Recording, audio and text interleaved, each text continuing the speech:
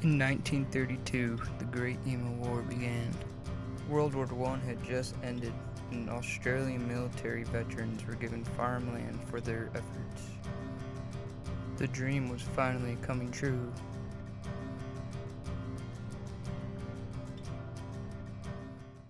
But their dreams will come to a short, unpleasant end, with the dinosaur lurking in the midst of the woods.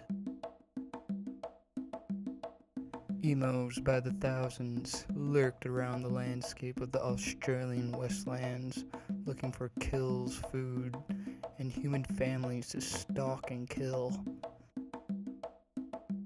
The emos had brought their own families, their own kids. They just won their war.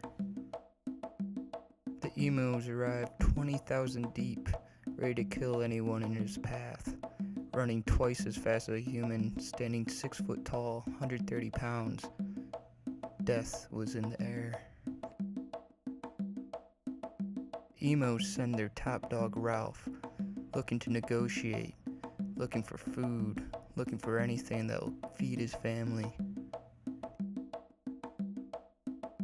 Australians thought it was awesome. They loved it at first. But that was a big mistake.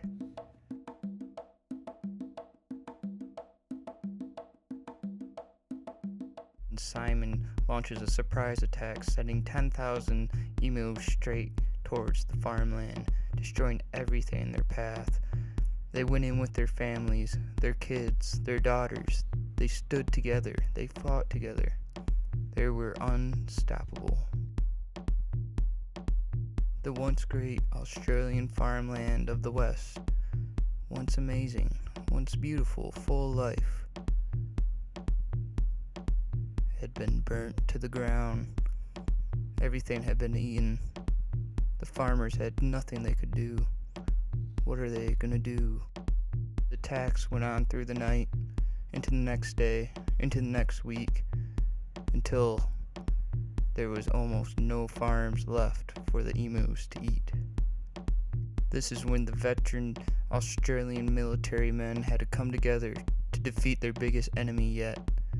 They survived the Austrians, but can they survive the emus?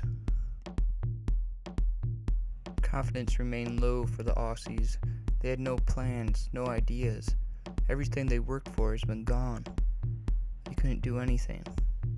They're sitting helpless in the bushlands of Australia that very few had gone prior. The farmlands were destroyed. They've become clowns of their own country. The Aussies were forced to bring in the big guns. Major J.P.W. Meredith. He was sent to do an operation to kill every emo in sight.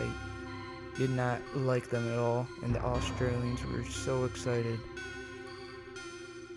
They finally had something to look forward to. They might get their land back. The military rolled into action, carrying Lewis machine guns.